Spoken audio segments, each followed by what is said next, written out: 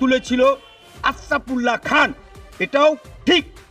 কিন্তু অত্যন্ত দুঃখের সাথে বলছি, অত্যন্ত বেদনার সাথে বলছি, অত্যন্ত করুণ সুরে বলছি, ভারতবর্ষ যখন ইংরেজ চলে গেল, তখন ভারতবর্ষের মুসলমানরা, তখন মুসলিম লীগ এবং জিন্নার ডাকে আমরা মুসলমানরা ভারতবর্ষে থাকবো না, আমরা মুসলমানদের আলাদা দেশ করব বলে আমার ভারত মাতাকে টুকরো করে দিল। জিন্নার ডাকে চলে গেল, মুসলিম লীগের ডাকে চলে গেল। চলে যাওয়ার পরে 15% মুসলমান আমরা আজকে ভারতবর্ষে রয়ে গেছি। সেই 15% মুসলমান যারা ভারত মাতাকে ভালোবেসে যায় নি, পাকিস্তানে যারা 15% মুসলমান মা বাপ দাদা 14 পুরুষের কবর ছেড়ে যায়নি, ভারত মাতাকে চুম্বন করে যায়নি, সেই 15% মুসলমান আমরা রয়ে গেছি।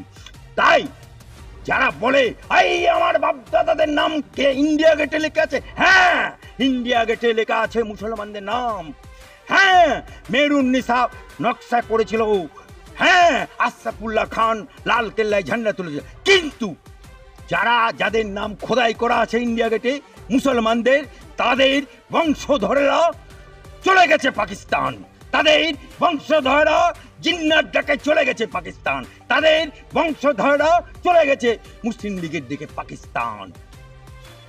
আজকে সেই কারণে ভারতবর্ষের বুকে একটা মসজিদ না, 5,242টা আমরা মুসলিম রাষ্ট্রীয় মঞ্চে, আমি অ্যাডভোকেট আলী আব্দুল চাঁদ, আমরা সার্ভে করে দেখেছি 5,000 উপরে মসজিদ বিরান পড়ে আছে।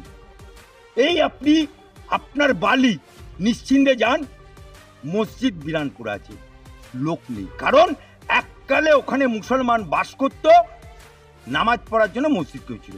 আজকে তারা চলে গেছে পাকিস্তানে, তারা চলে গেছে বাংলাদেশে, মসজিদে গরু বাঁধা হচ্ছে, ছাগল বাঁধা আছে, অর্থাৎ সেখানে লোক নেই। এরকম 5,000 মাদ্রাসা আছে। ঠিক একই কায়দায় এয়ারপোর্টে যে মসজিদটা হয়েছিল, তখন ওখানে মুসলমান বস্তি ছিল, মুসলমান বসবাস করতো, হর দিন আজান হতো, নামাজ হতো। কিন্তু তারা যখন এলাকা ছেড়ে পালিয়ে গেল জিন্নার ডাকে পাকিস্তানে, তারা যখন চলে গেল মুসলিম লীগের ডাকে পাকিস্তানে, মসজিদটা বিরান পড়েছিল।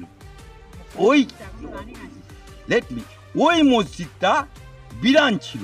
পরবর্তীকালে কিছু লোক গিয়ে মসজিদে, কিন্তু তারপরে দেশে ওই জায়গাটা মসজিদ যাদের ছিল তারা ওইটাকে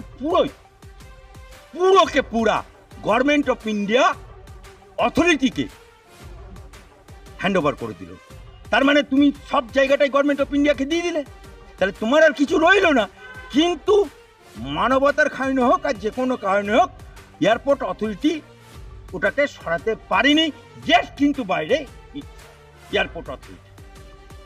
আজকে আমার সরকার, সবকা সাথ সবকা বিকাশের সরকার, মসজিদটা দেশের স্বার্থে, সমাজের স্বার্থে, মানুষের স্বার্থে, সেফটি অ্যান্ড সিকিউরিটির স্বার্থে মসজিদ স্থান দিয়েছে। আমার নবী বলেছে, যে দেশে থাকবে সেই দেশকে ভালোবাসবে, সেই দেশের সংবিধানকে ভালোবাসে, সেই দেশের মাটিকে ভালোবাসবে, সেই দেশের কানুনকে ভালোবাসবে এবং ত্যাগ তিতিক্ষা করতে শেখো।